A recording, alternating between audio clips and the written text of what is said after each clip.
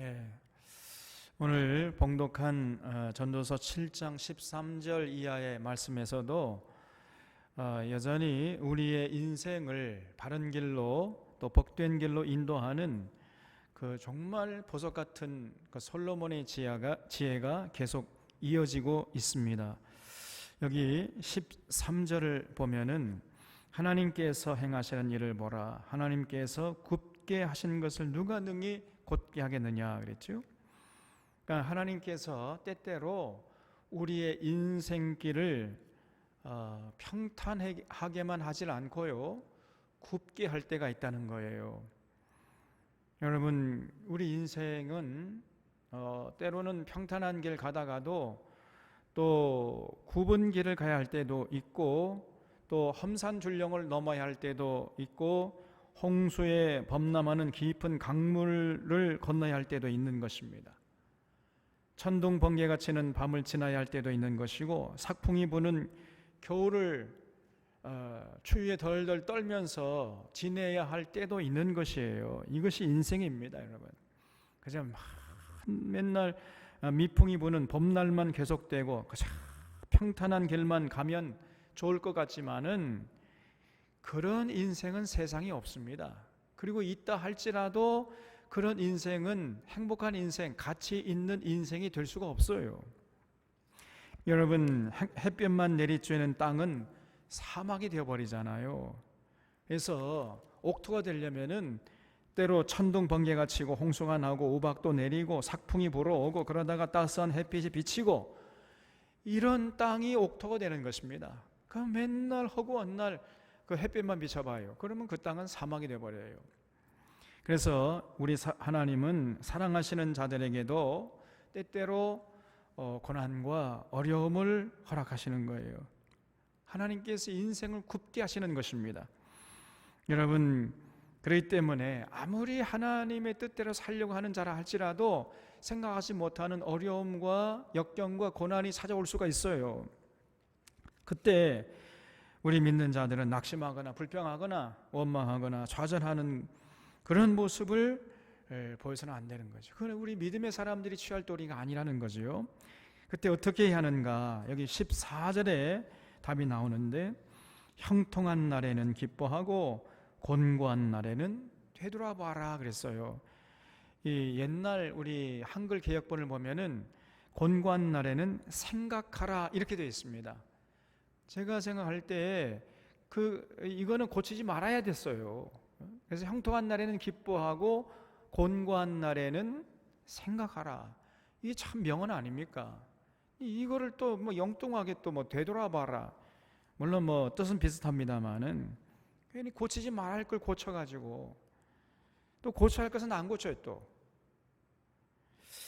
참 답답한 일입니다. 그래서 여러분, 우리 앞에 때때로 형통한 날도 있는가 하면요, 곤고한 날도 있는 거예요. 이 두 가지를 하나님이 병행하게 하사 사람이 그 장래 일을 능히 헤아려 알지 못하게 하셨느니라 그랬죠. 그래서 형통할 때는 기뻐하는 거죠. 또 그러나 곤고한 날에는 생각해야 됩니다. 자신을 돌아봐야 돼요. 그래서 형통할 때는 기뻐해야 할 때요, 곤고할 때는 낙심할 때가 아니고 생각해야 할 때라는 사실을 잊지 마셔야 돼요. 그래서 우리가 어려움과 고난을 당하면 이런 어려움과 고난이 과연 무엇 때문에 왔는지, 그 원인이 무엇인지 그거를 생각하고 돌아봐야 한단 말이죠. 여러분, 고난이 올 때는요, 대개 한 3가지 원인으로 옵니다. 크게 보면 3가지 정도로 이렇게 분류할 수 있어요. 그러니까 고난의 종류가 한 3가지 정도다 이렇게 이해할 수 있는 거지요. 첫째는 자신의 죄 때문에 그 죄값을 치르기 위해서 오는 고난이 있어요. 둘째는 까닭 없이 오는 고난도 있습니다. 자기는 아무런 죄도 지은 것이 없는데, 또 잘못도 없는데 갑자기 고난이 닥칠 수도 있는 것이에요. 욥과 같은 경우가 바로 그런 경우죠. 욥은 아무런 죄를 지은 적이 없잖아요. 하나님도 인정하시는 그런 의인이었지만은 어느 날 갑자기 말로 형용할 수 없는 환난 풍파가 닥쳐왔잖아요. 그래서 아무런 죄도 없고 잘못이 없는데 고난이 올 수 있는 겁니다. 또 셋째는 하나님의 뜻을 이루기 위해서 스스로 자초하는 고난도 있어요. 이렇게 크게 고난의 종류에는 세 가지 정도가 있다고 할 수 있습니다. 그래서 그 고난의 때는요, 생각해 봐야 돼요. 내가 당하는 이 고난이 어떤 종류의 고난이지? 여러분, 돌아봐야 하는 것입니다. 그래서 죄로 인한 죄값을 치르기 위한 고난이라면은 그때는 이제 진실로 회개하고 그 고난을 감내해야 되겠지요. 그리고 까닭 없이 찾아오는 고난이라 한다면은 그냥 인내해야 됩니다. 그리고 하나님의 뜻을 이루기 위한 고난이라면은 오히려 그 고난을 기뻐하라 그랬어요, 예수님이. 왜냐하면 하늘에서 너희의 상이 크민이라 그랬습니다. 그래서 여러분, 이게 돌아보면요, 어떤 고난이라 할지라도 그 모든 고난이 우리에게 유익한 거예요. 우리가 돌아보면은 그래서 그 고난을 이제 잘 생각해 가지고 그 고난을 슬기롭게 잘 대처해 나가면요, 그 모든 고난이 우리에게 도움이 됩니다. 그래서 모든 복은, 그 하늘의 신령한 복은 고난이라는 옷을 입고 찾아오는 거예요. 그 첫 번째 종류의 고난은요, 우리를 정결케 하고 순수하게 하고 거룩하게 만들어주지요.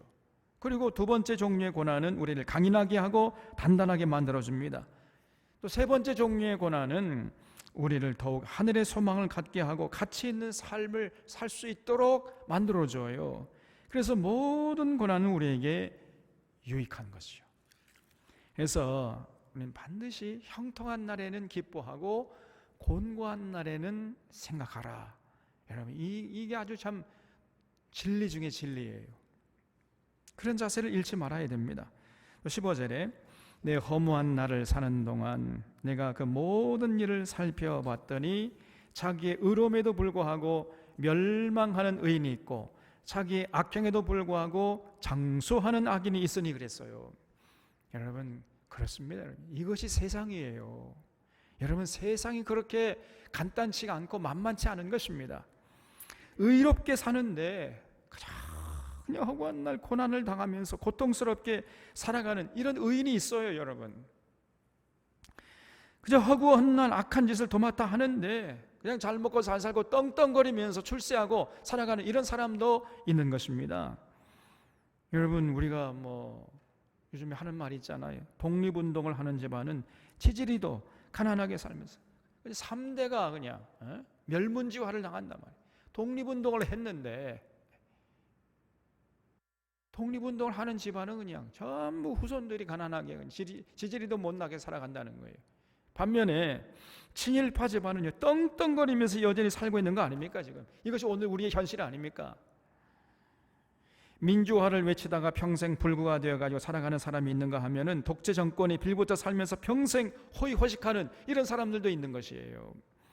이 참 세상이요, 정말 공평치 않다고 생각될 때가 너무나 많은 것입니다. 그래서 이런 세상을 살아갈 때 우리가 어떤 자세로 살아가야 되는가, 이런 고민을 솔로몬이 이제 그때 했는데 그 솔로몬의 결론이 뭐냐? 솔로몬이 뭐라고 권면하냐면요, 16절에 지나치게 의인이 되지도 말며 지나치게 지혜자도 되지 말라. 어찌하여 스스로 패망하게 하겠느냐? 지나치게 악인이 되지도 말며 지나치게 우매한 자도 되지 말라. 어찌하여 기한 전에 죽으리하고 하느냐 그랬어요.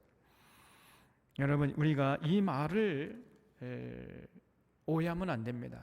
잘 이해를 하셔야 돼요.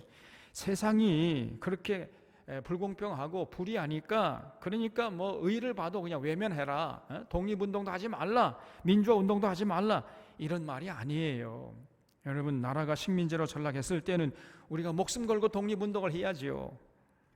독재 정권이 들어서면은 목숨 걸고 민주화 투쟁을 해야지요. 그래서 지금 이 솔로몬의 권면은 그런 뜻이 아니고, 지금 이 솔로몬이 말하는 핵심은 우리가 이 땅에 살아갈 동안에 어느 한편이든지 극단적으로 치우치지 말라는 것입니다. 여러분, 우리 사회에는요, 좌파가 있는가 하면 우파가 있어요. 또 좌파가 있어야 하고 우파도 있어야 되는 겁니다. 두 가지가 다 있어야 돼요. 여러분, 이 좌파는 어떤 사람들이죠? 사회개혁을 부르짖죠. 그 사회에서 소외된 사람들, 가난한 사람들, 억눌린 사람들에게 관심을 가지고 그들도 살아갈 수 있는 세상을 만들자고 이제 주장하는, 거기에 관심을 갖고 있는 사람들입니다. 그래서 인권을 이 사람들은 이제 자꾸 부르짖고, 평등을 부르짖고, 분배, 여기에 관심을 가지고 사회를 개혁하려고 하는 이런 사람들 우리가 좌파라 그래요. 반면에 우파는 개인의 개성과 자유를 중시하고 능력을 중시하고 성장을, 분배보다는 성장을 중시합니다. 그래서 인권보다는 개인의 자유를 외치고 평등보다는 개인의 능력을 강조하고, 그리고 분배보다는 성장에 무게중심을 두는 것이지요. 이렇게 성향이 달라요. 그래서 우리 사회가 좌파만 있다거나 우파만 있다거나 그러면 곤란합니다. 새는 두 날개로 난다는 말이 있잖아요. 그런 것처럼 좌파와 우파가 서로 자기 주장을 하면서 서로 경쟁하면서 서로 상호 보완을 가져가면서 조화롭게 살아가는 사회가, 이런 사회가 건강한 사회인 거예요. 그러나 극우나 극좌가 되면은 이제 말이 달라져요. 그건 다른 문제입니다. 극좌나 극우는 이 사회에 전혀 도움이 안 되고 유익이 안 되고 해로운 거예요. 여러분, 극좌는 뭐지요? 폭력을 행사해서라도 평등한 사회를 이루어야 한다고 주장하는 거지요. 개인의 재산을 강제로 뺏어라도 분배를 이루어야 한다고 주장하는 것입니다. 이런 아주 극좌파를 우리가 경계해야 돼요.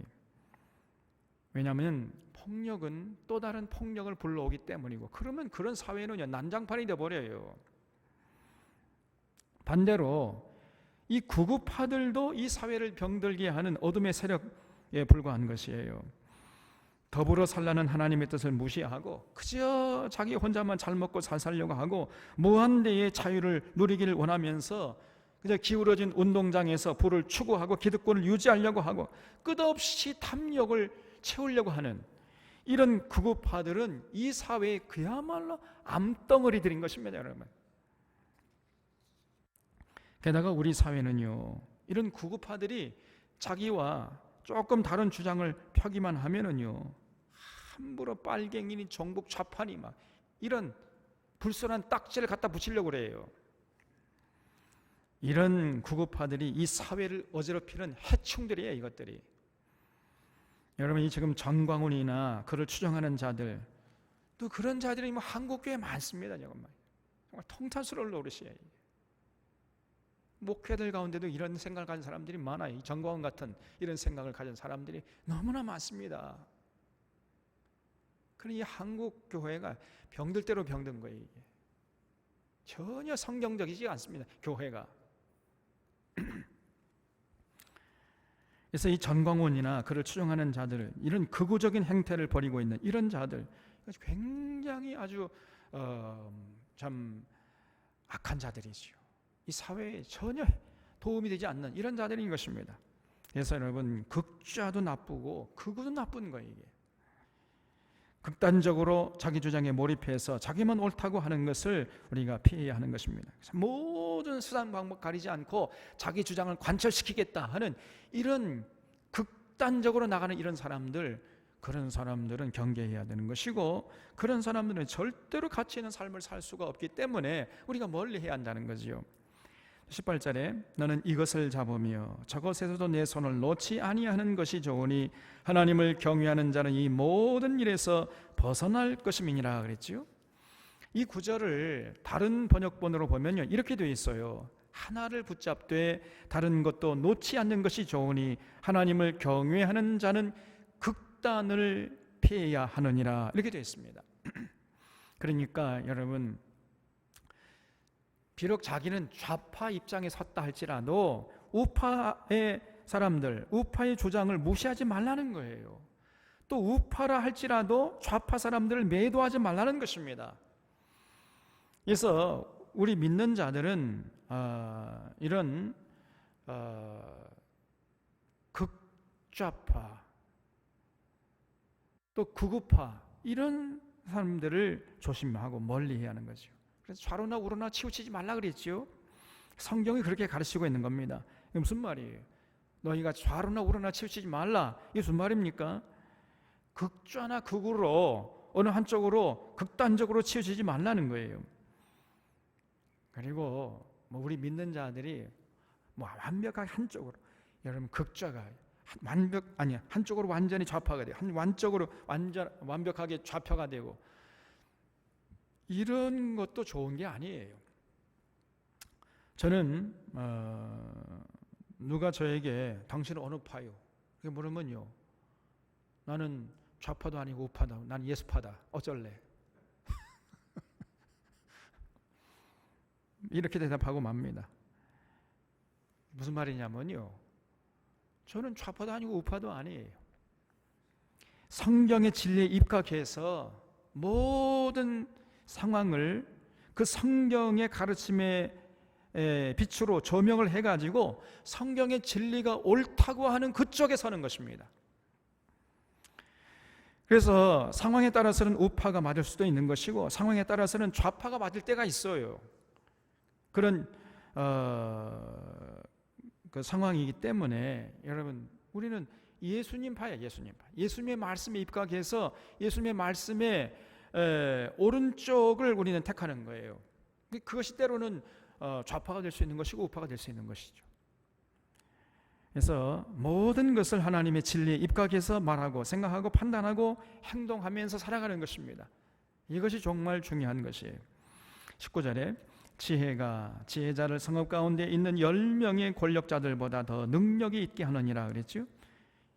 이 말씀도요, 정말 이 소중한 말씀이에요. 여러분, 한 사람의 지혜자가 10명의 권력자들보다 더 큰 일을 할 수가 있다는 거예요. 더 나라의 보탬이 될 수가 있다는 것입니다. 여러분, 우리가 그런 경우를 얼마든지 성경에 찾아볼 수 있잖아요. 다윗이 셋째 아들 압살롬의 쿠데타로 인해 가지고 왕자에서 쫓겨가지고 도망칠 때, 그때 이제 압살롬이 호기롭게 다윗성을 접수하고 자기 아버지 이제 다윗의 보좌에 딱 앉았잖아요.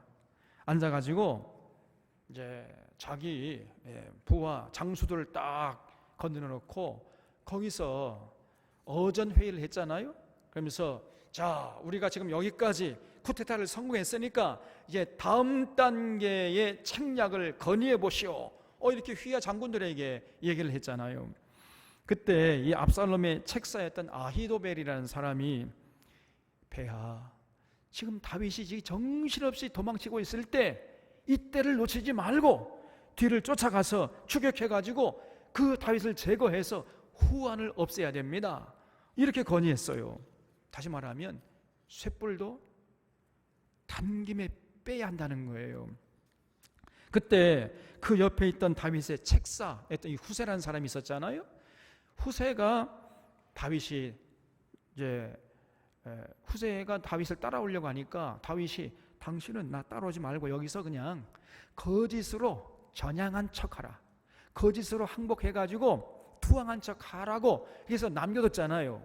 그 후세가 가만히 듣고 있다가 뭐라고 건의를 했냐면은, 폐하, 다윗은 산전수전 다 겪은 용사 중에 용사인데 이렇게 막다른 골목에서도 피할 길을 주지 않고 추격한다면은, 아니 쫓기던 쥐도 막다른 골목에서 고양이를 무는 법인데 다윗의 군사들이 죽기 살기로 싸울 건 아닙니까? 그러면은 우리가 절대로 당하지 못하고 이기지 못합니다. 그러니까 지금 군사들이 또 지쳐 있고 하니 이제 좀 군사들도 쉬게 하고 다 전열을 정비한 다음에 그 다음에 추격해도 늦지 않습니다. 이렇게 건의를 한 거예요. 그러니까 완전히 이 아히도벨의 건의하고 정반대되는 건의를 해버린 거지요. 그래서 아히도벨의 건의는 선공격 후 정비였고 후세의 건의는 선정비 후 공격이었어요. 근데 이렇게 정반대의 건의를 들은 압살롬이 어느 쪽의 건의를 채택했냐면요, 역시 후세야. 후세의 건의가 훨씬 훌륭해. 그러면서 후세의 건의를 채택해버린 것입니다. 만약 그때에 아히도벨의 건의를 채택했더라면 다윗은 죽은 목숨이었죠. 그래서 후세의 건의를 채택하는 바람에 다윗이 이제 그 군사들을 정비할 수 있는 시간을 벌 수 있었던 거예요. 그래서 나중에 쿠데타, 이 압살롬의 쿠데타를 제압할 수 있는 그러한 힘을 얻게 되었던 겁니다. 그래서 여러분, 이 후세의 이 지혜가, 그 후세의 그 세치혀가 다윗을 살리는 결정적인 계기를 마련해 줬던 거예요. 여러분, 그래서 이 한 사람의 지혜가 이렇게 큰 힘을 발휘하는 것입니다. 여러분, 만약에 후세가 아니었더라면요, 이스라엘의 역사는 완전히 딴 쪽으로 흘러갔을 것입니다. 그래서 이 세치혀를 가지고 나라와 국가를 살리는 이런 경우가 참으로 많은 경우예요. 그래서 우리 사론의 교우들이 여러분, 이런 참 지혜를 가지고 국가를 살리고 사회를 살리고 교회를 살리는 이런 참 지혜자가 되어주시기를 주님의 이름으로 부탁드립니다. 여러분, 그래서 많은 주변 사람들을 하나님 주신 지혜를 가지고 위로하고 격려하고 하나님 나라를 전파하고 수많은 사람들을 하나님께 인도하고 교회를 살리고 나라를 살리는 그런 위대한 역할을 잘 감당하는 자들이 되어주시기를 주님의 이름으로 부탁드립니다. 이런 자들이 우리 교회 안에서, 우리 사론교회 안에서 일어나야 돼요. 우리 자연손들을 통해서. 여러분, 건강한 교회가 되면요, 반드시 그런 지혜자들이 일어나게 되어 있어요, 여러분. 그래서 이것을 위해서 우리가 기도하고 헌신하는 자들이 다 되시기를 바랍니다.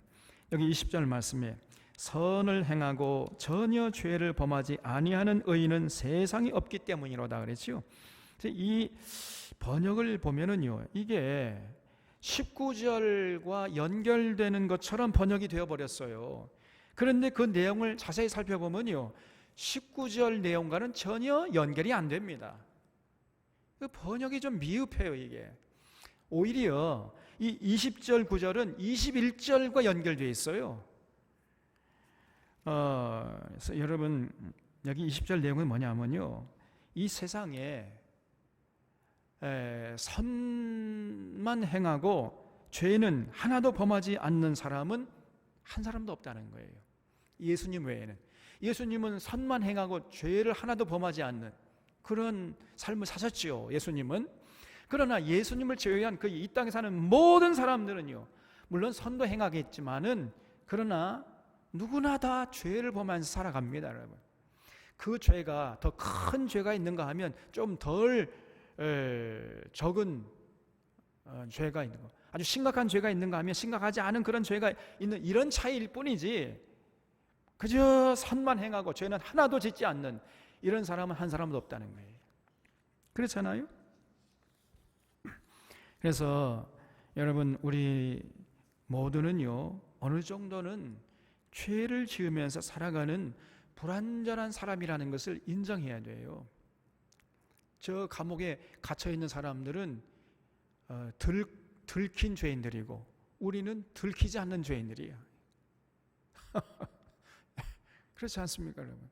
저 사람들은 좀 더 심각한 죄를 지은 사람들이고 우리는 좀 덜 심각하지 않은, 덜 심각한 이런 죄를 지은 사람에 불과한 거예요.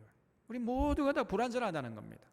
완벽하게 선만 행하고 사는 이상적인 그런 사람이 세상에 어디 있습니까? 이걸 우리가 인정하지 않을 수가 없어요. 그렇기 때문에 21절과 연결이 되는 거예요. 그렇기 때문에 또한 사람들이 하는 모든 말에 내 마음을 두지 말라 그랬어요. 그리하면 내 종이 너를 저주하는 것을 듣지 아니하리라. 이렇게 지금 솔로몬이 가르치고 있는 것이거든요. 이게 무슨 말이냐? 불완전한 사람들이 내리는 평가에 대해서 너는 마음을 그렇게 두지 말고 신경 쓰지 말라는 거예요. 왜냐하면 불완전한 사람들이기 때문에, 죄에 물든 불완전한 사람이 내리는 그런 평가는 불완전하기 때문에 거기에 연연하지 말라는 거예요. 거기에 너무 마음 쓰지 말라는 것입니다. 그리고요, 그 사람들의 평가는 조변석계입니다. 아침 다르고 저녁 다르잖아요. 아침 저녁으로 달라져요, 평가가. 그래서 자꾸 주변 사람들의 그 여론에 귀를 기울이고 평가를 듣다 보면요, 그 별의별 소리 다 듣는 겁니다. 심지어는요, 내 종이 너를 저주하는 것을 듣게 될 것이다 그랬잖아요. 자, 여러분, 주변 사람들 여론에 너무 신경 쓰지 않는 것이 좋은 거예요. 남이 욕을 하는데 그것도 못 들으면 그건 곤란하겠지만은 내게 대해서 뭐라고 평가하는가, 여기에 대해서 너무 신경을 쓸 필요가 없다는 겁니다. 여러분, 그래서 당나귀 우화가 있잖아요. 어떤 사람이 이제 자녀와 함께 가는데 아빠는 당나귀를 이제 타고 가고 아들이 고삐를 잡고 가니까 뒤에서 사람들이 수군거렸잖아요. 아니, 아들을 저렇게 홀대할 수 있는가 말이에요. 이러면서 이제 수군거리니까 이 사람이 이제 자기가 내리고 아들을 태우고 가는 거예요. 자기가 고삐를 잡고 아들을 태우고 가니까 또 뒤에 사람들이 뭐라고 수군거렸습니까? 아이고, 저런 부르자식 있는가 저거. 저놈의 새끼, 지 아비는 저렇게 고삐를 잡고 가는데 지 혼자 앉아가지고 저런 놈이 어딨냐고 또 이렇게 또 수군거려요. 그러니까 아이고, 이것도 안 되겠다 해가지고 이제 둘이 같이 타고 가는 거예요. 그러니까 뒤에서 또 뭐라고 수군거리죠? 아이고, 아무리 저 말 못하는 짐승이라 할지 저 당나귀가 무슨 죄가 있다고 저렇게 둘이 타고 다니면서 말이야 저 짐승을 학대하느냐 막 또 이렇게 또 수군거리니까 아이고, 이것도 안 되겠네. 그래가지고 어떻게 했죠? 이 사람들 아빠는 앞쪽에 당나귀를 네 발을 묶어가지고 막대기에 꿰서 아빠는 앞에서 메고 뒤에 아들은 뒤에서 메고 그래서 메고 갔다는 거예요. 이게 얼마나 이게 우스꽝스러운 것입니까? 여러분, 이 사람들의 평가, 사람들의 소리에 너무 마음을 두지 말아야 돼. 우리는 오직 하나님의 뜻이 어디 있는가? 하나님이 과연 나를 어떻게 생각하고 어떻게 평가하는가? 여러분, 여기에 관심 갖고 이것만이 우리에게 중요한 것이에요. 사람들의 평가, 여러분 거기에 일비하는 것은 이건 아주 정말 어리석은 사람이에요. 바울은요 뭐라고 얘기하냐면은 너희에게나 다른 사람에게나 판단받는 것이 내게는 매우 작은 일이라. 나도 나를 판단하지 아니하노니 나를 심판하실 분은 오직 주님이시니라 그랬어요. 여러분, 누가요 우리에게 이런 평가를 해도 저런 평가를 해도 그건 절대로 그는 올바른 평가가 아니에요. 온전한 평가가 아닙니다, 여러분. 그렇기 때문에 그런 평가에 대해서 너무 예민하게 반응할 필요가 없다는 거예요. 이게. 누가 나를 알아주지 않는다고 섭섭해할 필요도 없는 것이고, 또 사람들이 자기를 좀 알아준다 해가지고 그냥 으쓱해가지고 교만해 어깨에 힘을 주고 다닐 필요도 없는 것이에요. 여러분, 그런 불완전한 사람들의 그런 불완전한 평가는요 전부 마치 아침 햇살에 사라지고 마는 아침 안개와 같은 것입니다. 아무것도 아닌 거예요. 이게. 하나님의 평가만이 영원한 것이고 소중한 것입니다. 그래서 우리는 그저 하나님의 말씀에 입각해서 진리를 깨닫고 그 진리 따라서 소신껏 신앙 양심에 꺼리낌 없이 살아가면 그것으로 족한 것이에요. 우리가 그렇게 살아가야 되는 것입니다. 22절에 너도 가끔 사람을 저주하였다는 것을 내 마음도 알고 있느니라 그랬지요. 여러분, 이 권면도요 정말 소중한 권면이에요.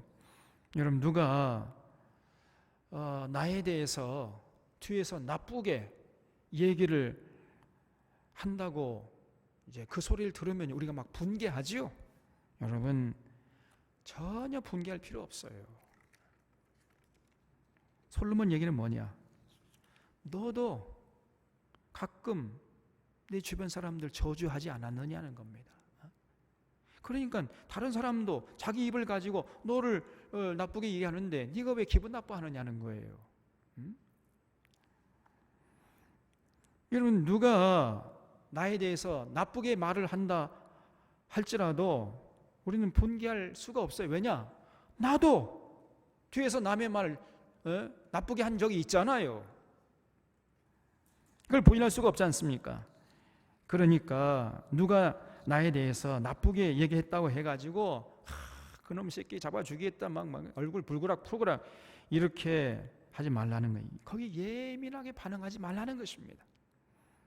자기 입이니까 그 뚫어진 자기 입을 가지고 자기가 말하는데 우리가 뭐 예민하게 반응할 이유도 없고 그럴 필요가 없다는 것입니다, 여러분. 거기에 자꾸 신경 쓰면서 일희일비하는 사람은 마치 바람 잘 날 없는 나뭇가지 신세를 면치 못하게 되는 것입니다. 그러니까 저 사람은 자기 입을 가지고 자기가 말하는 거 자기 자유니까 그렇게 말하는가 보다, 이 정도 생각하고 마는 거예요. 그냥 전혀 여러분 마음에 상처 입을 필요가 없는 것입니다. 누가 남에 대해서 이렇게 했다가 그냥 눈에 쌍심을 켜가지고 달려들어가지고 얼굴 붉히고 아주 차원이 낮은, 수준이 낮은 아주 천박한 사람이에요. 그래서 왜냐면 나도 뒤에서 얘기 하잖아요. 나도 내 입을 가지고 내가 말하잖아요. 그래서 여러분 여기 22절에 너도 가끔 사람을 저주했다는 것을 네가 너무나 잘 알고 있지 않느냐는 겁니다.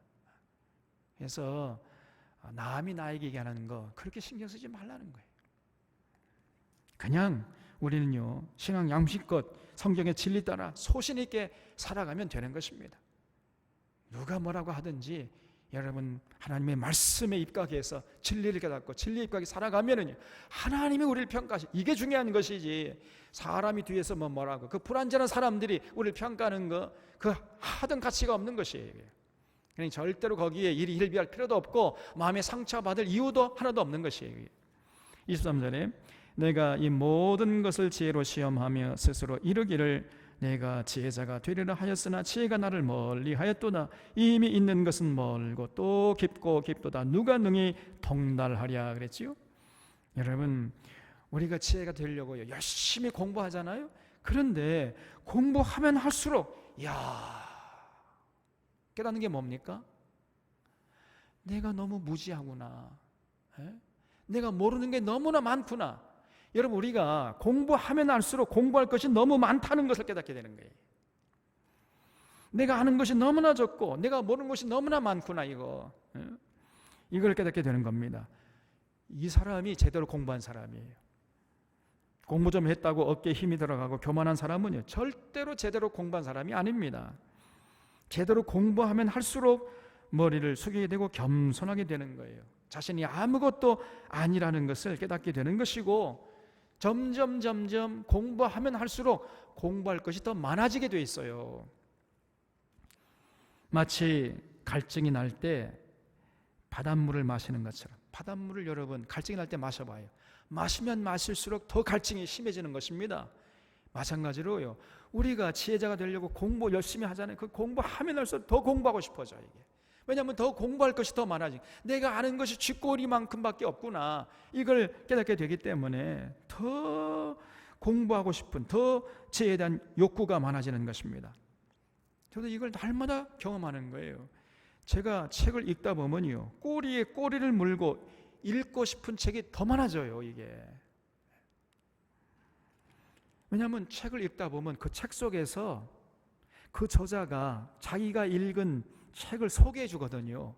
그러면 책을 읽다 보면 반드시 거기에 또 이제 연관되는 책이 소개가 돼요. 그럼 그 책을 또 읽고 싶어져요. 그럼 또 그 책을 읽잖아요. 그러면 또 더 여러 권의 책을 또 소개받아.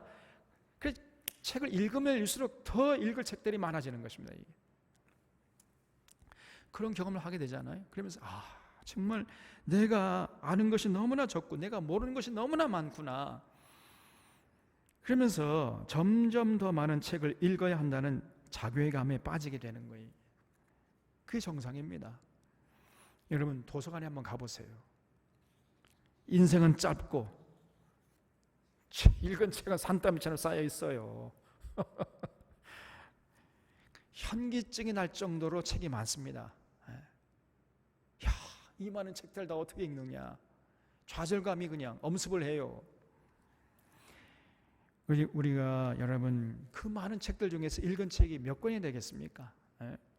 그래서 여러분 내가 뭐 책을 많이 읽었다 자랑할 게 못 돼요. 내가 좀 똑똑하다? 천만의 말씀 만만의 콩떡입니다. 여러분 별거 아니에요. 그래서 멀고 깊도다 누가 능히 통달하리야.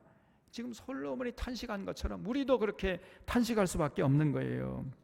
그래서 정말 제대로 공부한 사람은요, 고개가 숙여지고 교만할래야 교만할 수가 없는 것입니다. 너무나 내 한계가 분명하거든요.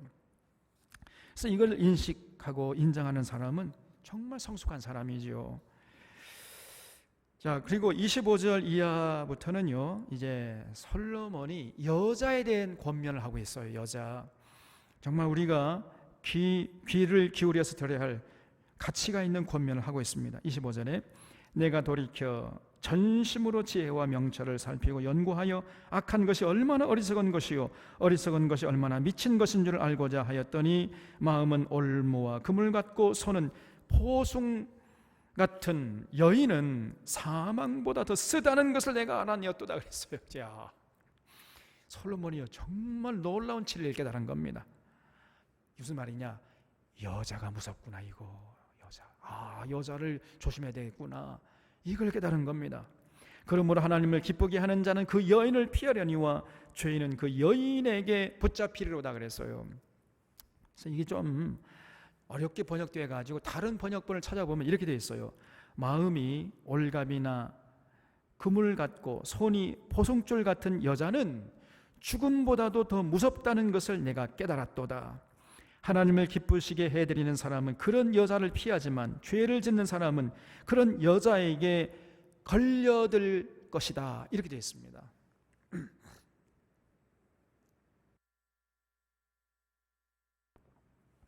여러분, 남자가 여자보다 강한 것 같지만 절대 그렇지 않습니다.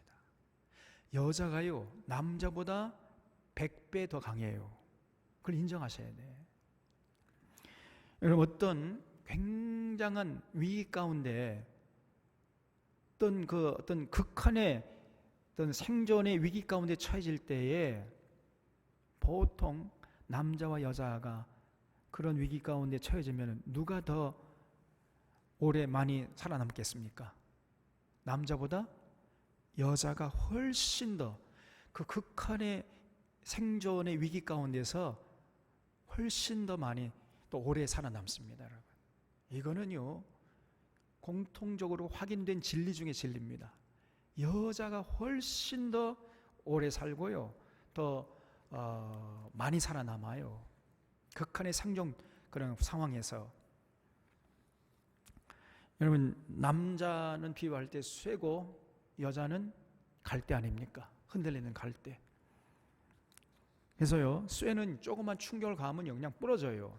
쇠는 단단하지만은 그냥 부러져 버려요. 그러나 갈대는 약한 것 같지만은 그날이 이리저리 휘어지기 때문에 절대 부러지지 않습니다. 다시 말하면요, 어떤 상황이라도 잘 적응해서 살아남는 게 남자가 아니라 여자라는 거예요. 여러분, 이렇게 여자가 무서운 겁니다. 강해요, 여자가요. 근데 이런 무서운 여자가 게다가 올감이나 그물 같은 마음의 소유자인 여자에게 걸린다는 거예요. 이런 여자에 걸리면요 뼈도 못 추립니다.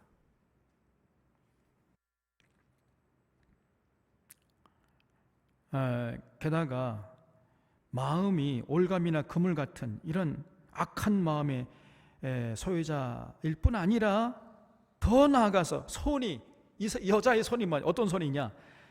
포승줄 같다는 거예요. 여러분, 그래 쉽게 말하면 그 여자에게 한번 손에 걸리잖아요, 절대로 헤어나지 못한다는 겁니다. 이런 무서운 여자가 있습니다, 여러분. 그 아합의 아내였던 이세벨 같은 여자나 그 여자의 딸이었던 아달랴 같은 여자가 이런 종류에 속하겠지요. 마음은요 올감이나 그물 같아, 손은 포승줄 같아가지고 한번 거기에 걸리잖아요, 절대로 살아남지 못합니다. 그래서 그런 여자는 죽음보다 더 무섭다는 거예요. 그게 이런 여자에게 걸리면요 그 죽어나는 겁니다. 그 이세벨 같은 여자 한번 걸려봐요. 아달랴 같은 여자 한번 걸려봐. 생각만 해도요 소름이 끼칩니다. 저는 밤에 자다가도요 가위 눌린다니까. 이런 이 박근혜 정부 시절에 국정농단의 핵심이었던 이 최순실 그 여자 보세요. 이게 바로 그런 독한 여자입니다. 아주 죽음보다 더 무서운 여자예요. 이게. 이런 여자에게 한번 걸리잖아요. 절대로 헤어나지 못한다는 거예요. 죽음보다 더 무섭다는 겁니다, 여러분. 솔로몬 얘기가. 근데 이런 꽃뱀 같은 여자들이 종종 있다니까요. 이런 여자에게 걸리지 않는 비결이 있어야 되겠죠. 우리 절대로 이런 여자의 그 포송줄에 걸리면 안 됩니다. 근데 그 비결이 뭐냐? 하나님을 기쁘게 해드리는 사람은 그런 여자를 피한다는 거예요. 그러나 죄를 짓는 사람은 그 여자에게 걸려들 것이라 그랬잖아요. 다시 말하면 그 심중에 내가 하나님을 기쁘시게 하면서 살겠다는 의지와 결단과 열정이 있는 사람은 그런 여자의 포송줄에 걸려들지 않을 수 있다는 거예요.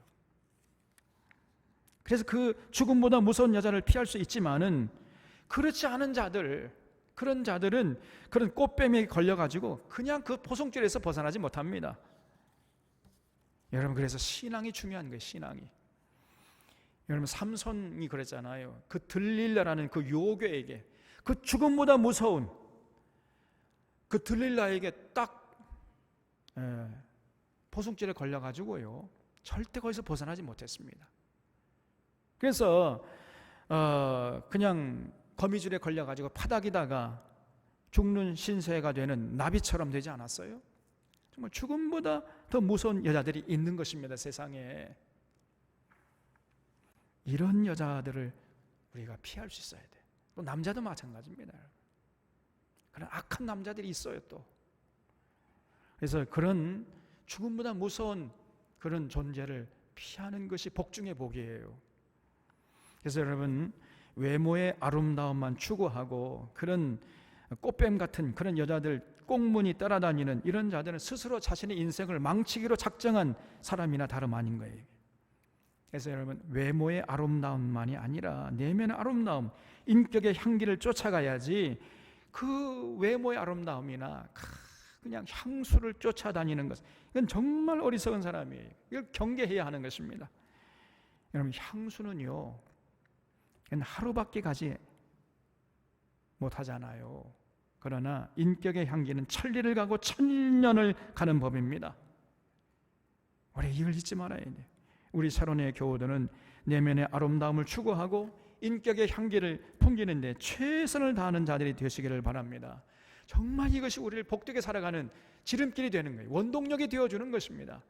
우리 어떻게 하든지 간에 우리 마음의 그 속사람을 건강하게 하고 인격의 향기를 내게 하는데 거기에 최선을 다해야 돼요. 그러려면 어떻게 되겠습니까? 다른 게 아니죠. 우리 성경 창세기부터 요한계시록까지 늘 성경 말씀을 읽고 묵상하고 성경의 진리로 무장해서 그 진리 따라 살아가려고 하는 이러한 삶의 모습을 절대 잃지 말아야 돼요. 그럴 때 우리가 차츰차츰 예수 그리스도의 향기를 풍길 수 있는 것이고 예수님의 그 인격을 닮아가면서 정말 그 거룩하게 구별되게 향내나는 그런 삶을 살아가는 자가 되는 것입니다. 그 27절 이하도요, 참 재미있는데 이 솔로몬이 뭐라고 얘기를 하냐면 27절에 전도자가 이르러 보라, 내가 낱낱이 살펴 그 이치를 연구하여 이것을 깨달았노라. 내 마음이 계속 찾아보았으나 아직도 찾지 못한 것이 이것이라. 1000사람 가운데서 한 사람을 내가 찾았으나 이 모든 사람 중에서 여자는 한 사람도 찾지 못하였느냐 그랬지요. 이 솔로몬이 온갖 지혜를 가지고 연구하고 연구한 끝에 도달한 결론이 뭐냐? 남자들 가운데는 1000사람 중에 한 사람 정도는 솔로몬이 마음에 드는 남자를 발견했다는 거예요. 그런데 여자들 가운데서는요, 1000사람들 가운데서도 한 사람도 마음에 드는 이상적인 여자를 찾아보지 못했다는 것입니다. 솔로몬이. 솔로몬의 부인이 몇 명이었죠? 1000명이었잖아요. 그래서 내린 결론이 그 1000명의 여자들 가운데서도 마음에 드는 여자가 없었다는 거예요. 그러니까 솔로몬이 진짜 불행한 사람이죠. 솔로몬이 눈이 너무 높아요. 여러분, 왜 솔로몬이 1000명이나 되는 여인을 자기 아내로 맞아들였겠습니까? 그 이유가 뭐였겠어요? 처음에는 정치적인 이유 때문이었어요. 그래서 주변의 이방 나라의 공주를 데려와가 결혼하면은 그러면 이방 나라와 어떤 관계가 되는 거예요? 예? 사돈 관계가 되는 거잖아요. 그러면 이방 나라가 쳐들어오겠습니까? 안 쳐들어오겠습니까? 안 쳐들어오죠. 왜냐하면 사돈끼리 전쟁하면 안 되잖아요.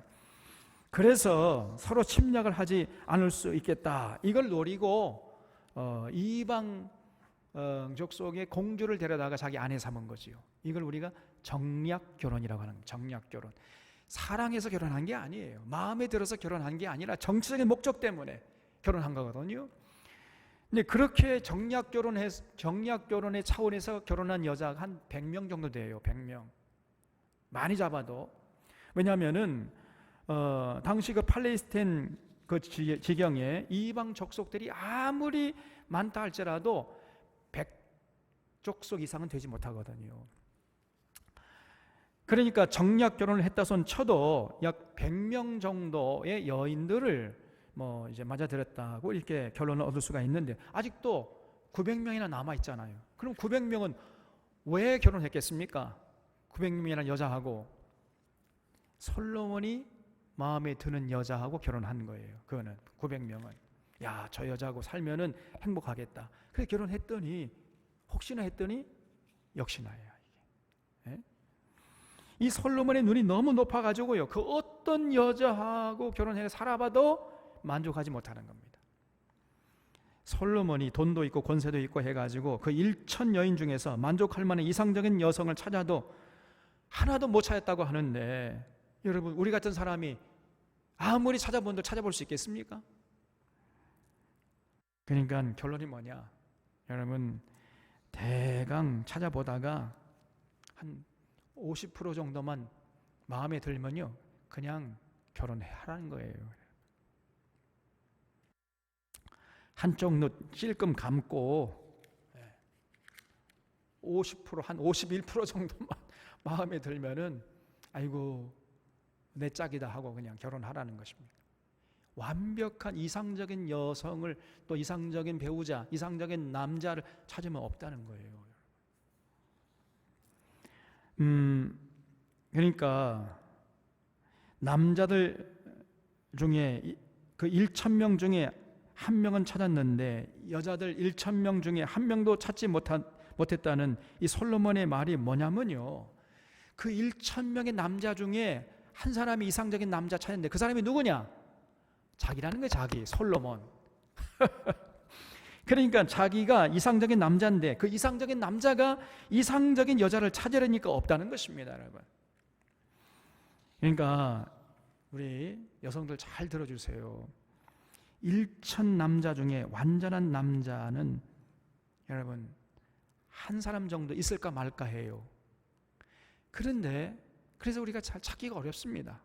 근데 정말 죽을 고생해서 찾았다고 칩시다. 찾아본들 그 이상적인 남자는 누구를 찾냐면은요, 이상적인 여자를 찾아. 근데 나는 이상적인 여자가 아니잖아요. 그러니까 그 이상적인 남자, 내가 아무리 이상적인 남자를 찾아도 그 이상적인 남자는 나를 눈꼽만큼도 여기지 않을 거란 말이에요. 그러니까 그런 이상적인 남자를 찾는다는 것은 어리석은 짓이라는 것입니다. 무슨 말인지 이해가 되는 거예요? 그러니까 이게 안 맞는 거지요, 이게. 그래서 남자가 이상적인 여자를 찾아도 없고 여자가 이상적인 남자를 찾아도 없는 거예요. 그래서 서로 조금 부족하다 할지라도 서로 인정하고 서로 존중해 가면서 거기서부터 행복을 추구하고 찾아가려고 갖고 가려고 하는 이런 자세가 요구되는 것입니다. 그런 사람이 지혜로운 사람이라는 거예요. 아무리 내 마음에 드는 완벽한 그런 배우자 찾아도 없지만은 그런 있다 할지라도 그런 배우자는 나를 또 찾지 않는단 말이에요. 그래서 여러분, 이 솔로몬의 권면을 우리가 깊이 생각해야 돼요. 그래서 29절에 내가 깨달은 것은 오직 이것이라 곧 하나님은 사람을 정직하게 지으셨으나 사람이 많은 꾀들을 낸 것이니라 그랬죠. 예, 너무 사람이 꾀가 많잖아요. 잔꾀를 부리는 이런 사람은 절대로 아름다운 삶을 살지 못합니다. 당장에는 내게 유익이 있어요. 그래서 자꾸 꾀를 부려. 이게 머리를 자꾸 씁니다. 이게 잔꾀를 머리 굴리는 거예요. 우리가 머리 굴린다 그러잖아요. 근데 그런 사람은 오래가지 못합니다. 그저 자기 형편대로 거기서 맑은 눈을 가지고 그저 하루 있는 대로 자기 형편에서 최선을 다하면서 거기서 만족하고 거기서 행복을 찾으려는 이러한 사람이 진실로 지혜로운 자예요. 그 사람이요, 미련한 것 같지만은 오히려 그런 사람이 지혜로운 사람이라니까요. 자꾸 머리 굴리면서 그냥 당장에 삐까뻔쩍한 거, 이거 아주 어리석은 겁니다. 저도요, 제가 이제 대학을 졸업하고 신대원에 들어갔잖아요. 장신대 신대원이면 우리나라 최고의 신학대학 아닙니까? 거기 가보니까요, 그냥 우리 한국에선 날고 기는 것들이 다 왔더라고, 이것들이. 예? 저는 이제 이과 공부를 했기 때문에 이 문과 공부, 이 신학이 문과 공부거든요. 그래서 이 신학 과목들이 얼마나 어려운지 말이죠. 예?